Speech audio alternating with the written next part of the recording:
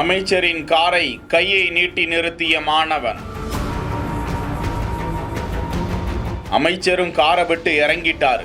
மாணவன் விடுத்த ஒற்றை கோரிக்கை.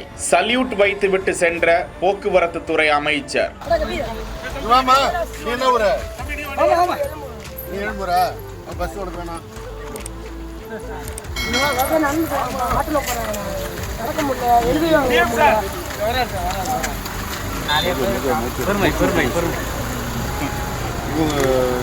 ஆய்குடி போகிற பசங்க இங்கேருந்து நடந்து தான் போயிட்டு இருக்காங்க.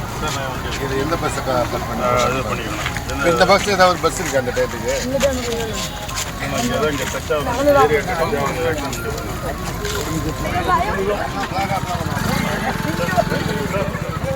பேர் என்ன? ரைட்டா ஏற்பாடு பண்ண சொல்லுங்கள். ரைட் போங்க.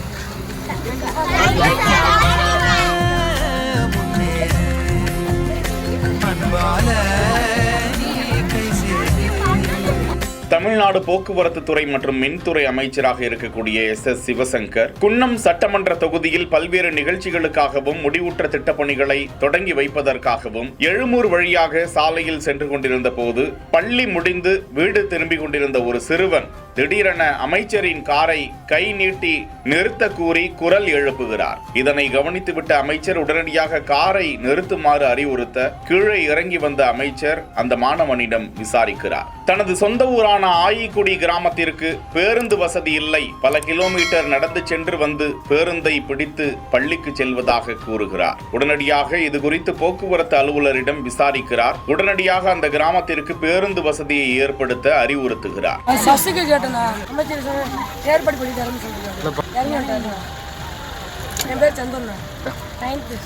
தொடர்ந்து அங்கு வந்த மற்ற மாணவர்களிடமும் உங்கள் பகுதிக்கு பேருந்து வருகிறதா என விசாரிக்கின்றார். பிறகு அனைத்து மாணவர்களுக்கும் சல்யூட் வைத்துவிட்டு அங்கிருந்து கடந்து செல்கிறார். துணிச்சலாக அந்த பள்ளி மாணவர் அமைச்சரின் காரை நிறுத்தி பேசி தங்களது கிராமத்திற்கு பேருந்து வர முயற்சி மேற்கொண்ட நிகழ்வு பாராட்டத்தக்கதாய் பார்க்கப்பட்டு வருகிறது. செய்திகளை உடனுக்குடன் தெரிந்து கொள்ள பிஹைண்ட் வுட்ஸ் நியூஸ் வாட்ஸ்அப் சேனலுடன் இணைந்திருங்கள். செய்திகளை வழங்கியோர் Lexco holidays, MCR pure cotton club, doctor Sreevarma wellness.